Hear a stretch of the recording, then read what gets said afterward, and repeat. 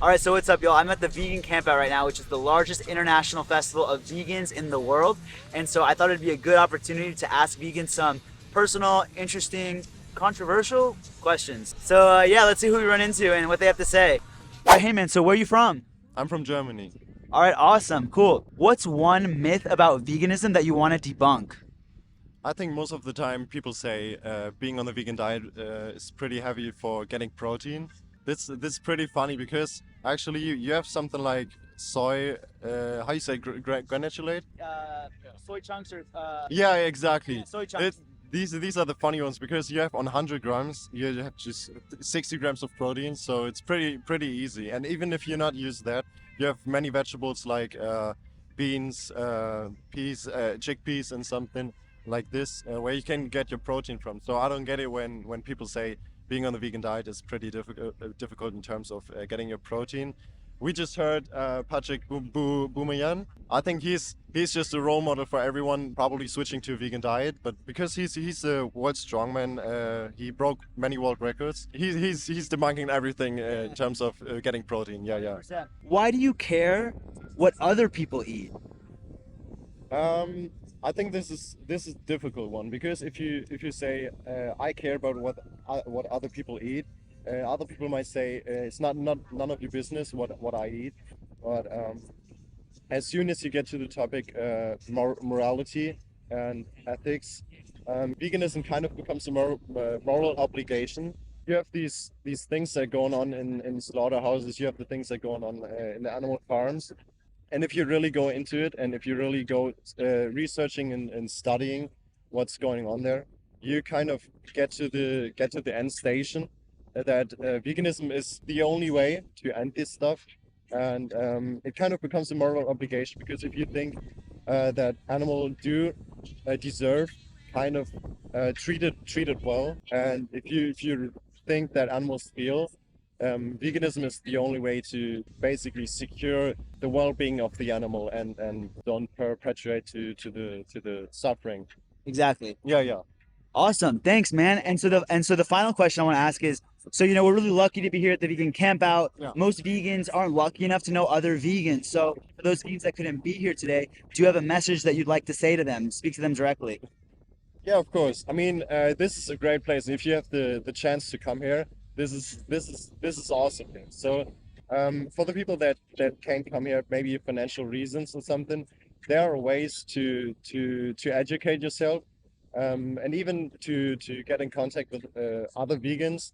I guess there's maybe some groups on Twitter, some groups on maybe even Instagram. I don't know, but you can get in touch with people there, and yeah, in terms of education, I think you find a lot of it on YouTube.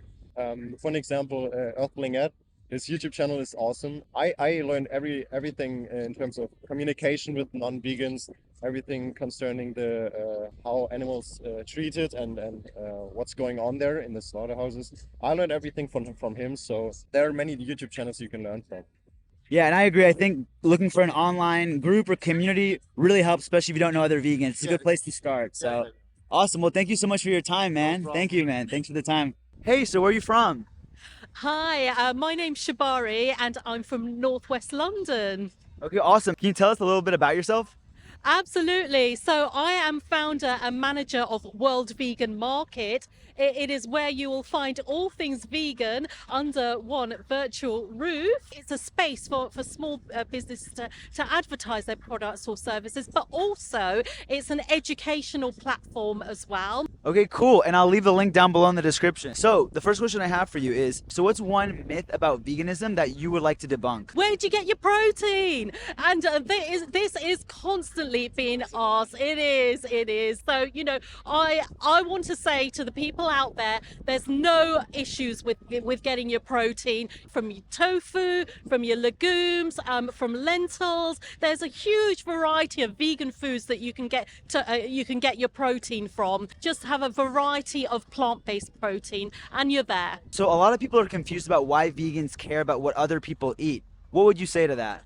I'm speaking for myself. I want to live in a vegan world. I myself have been vegan for 25 years, coming up to 26 years. Yes, and of course, it is imperative that everyone has a look at what they eat. Regardless of whether they're vegan or not, our world isn't sustainable for everybody to in the world to eat meat. Meat production creates a huge impact on the environment. There are some people who don't care about the environment, but I think that we should care about our planet and about our future generation as well. So that's why I care whether other people are vegan or not. Awesome. And so the last question I have for you is, so for a lot of vegans, they're the only vegans that they know. We're really lucky to be here at this event with so many vegans. What would you say to the vegans who couldn't be here with us today? Any words of encouragement for them? Absolutely. I mean, there are so many groups on Facebook. Please connect with me as well. World Vegan Market on Facebook. If you look up London Vegans on the website, they do a variety of walks and that kind of thing. You don't need to feel isolated or lonely. There's so many of us you can actually connect to. Awesome. Well, thank you so much. Thank you very much. All right, so what's up, everybody? Today I've got the famous vegan gays with me. Hello. Oh, hello. You all right? Basically, I'm going to ask you a few questions, and I just want to hear what you've got to say. Yeah, okay. That's absolutely fine with me. So the first question is, what is the biggest myth that you want to debunk about veganism? I think the biggest myth would be that it's like a nice thought or that it's not some sort of moral imperative, that it's like some sort of just, people say, oh, it's a personal choice. And it's like, well, yeah, it's a choice you personally make, as is stabbing your neighbor. You could personally choose to do that. So I think of all the myths, it would be that, yeah, it's just this nice idea. It's not something that you actually you ought do. That would probably be the one, because we do need to do that. Right, it's like a baseline, right? Baseline. It's you're not going out of your way. You're not doing anything special. You're just no longer doing bad things in that respect. So, yeah. Totally agree. Why do you care what other people eat? Because I care about whether or not people kill other people. I care about whether or not people are violating negative rights of other individuals. Like, even if it's not personally my business, I don't know those people who are doing that. Like, if I see a victim, and ever since I was little, if I see someone being harmed, that makes me feel awful, and I don't want them to be in that position. I wouldn't want to be in that position. So I feel the need to talk about it, and of course I care, just as, like, I want to say that, like, non-vegans think that vegans are the only ones who like care about what people eat, but they care too. They care what Jeffrey Dahmer ate. They'd care if people ate dogs, and we see that with the Elwood organic dog meat outreach.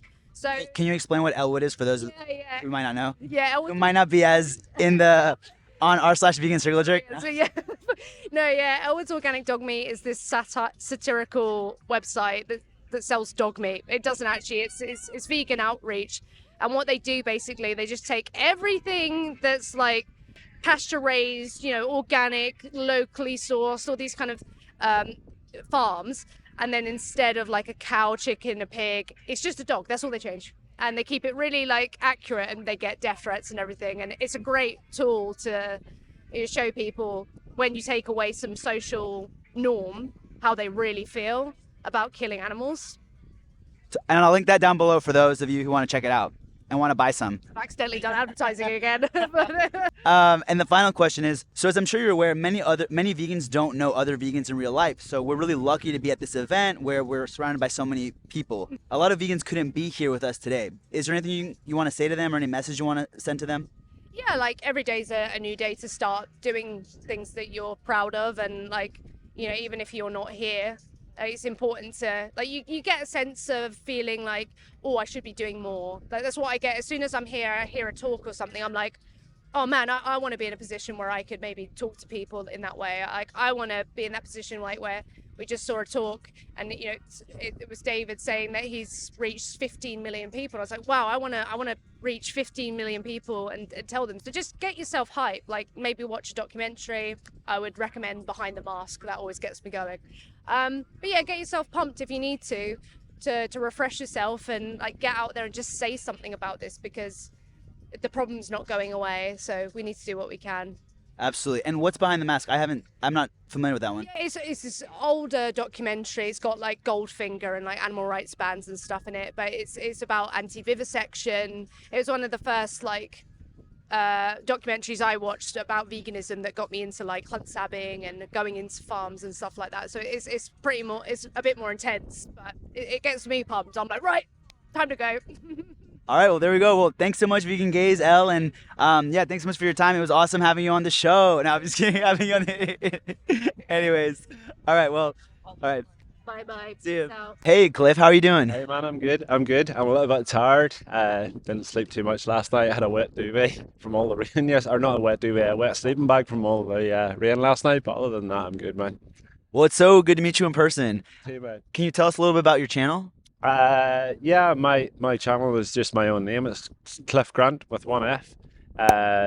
And yeah, I just go onto the streets and talk to people and do interviews and try and encourage people to go vegan, man. So something probably similar to what you're doing, yeah. Yeah, awesome stuff. Yeah, yeah. So the first question I wanted to sit down with you and ask you about is what's a myth about veganism that you want to debunk?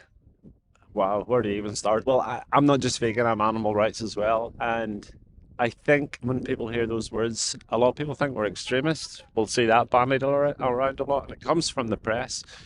And I would say to people, we're not extremists in any way whatsoever. Veganism for me is about peace and compassion and kindness for the other beings that we share this planet with. And there's nothing extreme about that. What is extreme is taking animals into slaughterhouses and gassing them, electrocuting them, stabbing them in the throat, shooting them in the head, all for a completely unnecessary reason. So, we're not the extremists at all. We're the peaceful, kinder, more empathetic people. That's how I see it. Anyway, would you agree with that? Yeah. Completely, yeah, and I love that answer. You always see those memes on Instagram, whatever. Kill a dog, Yeah, like another one. you're Yeah, yeah. crazy. Kill millions of animals, normal. Yeah, Kill yeah. no one, Yeah, extremist. extremist. Yeah. Yeah, it's exactly that. So- It's exactly that. It's like Melanie Joy, I heard her saying one time, if you can imagine sitting at a dinner party and you make like a nice stew and all your guests are eating the stew and it's like meat or whatever's in it, and then halfway through eating it, she says, "Oh, by the way, that's made with Labrador," and then everybody's like, "What the hell? How dare you serve this to us?" and stuff. So it's just, yeah, it's breaking people out of that trance that they're in. That I mean, everybody's been taught the same crap, man, since they're young, that it's okay to, it's an arbitrary line. And on one side of the arbitrary line are dogs and cats and horses and gorillas and lions. Dolphins, Yeah, yeah. all those. And on the other side of the arbitrary line are the farmed animals that we're all taught to, they're just autonomous beings, and what happens to them, nobody really cares, Well, I think people do care, but they're just taught not to. Exactly, yeah. I always say, yeah, we're taught don't worry about the cows, don't worry about the pigs, don't worry about the chickens, don't worry about what happens to them. It's not even don't worry about it. It's don't even think about it at Don't even all. think about it. Yeah. Yep. Yep. A lot of people seem to be confused about why vegans care about what other people eat. What do you have to say about that? I see that a lot in my comments now. You do you. Why do you care about my food choices? You eat what you want and I'll eat what I want. I don't give a shit what somebody else eats. Eat healthy, don't eat healthy, whatever.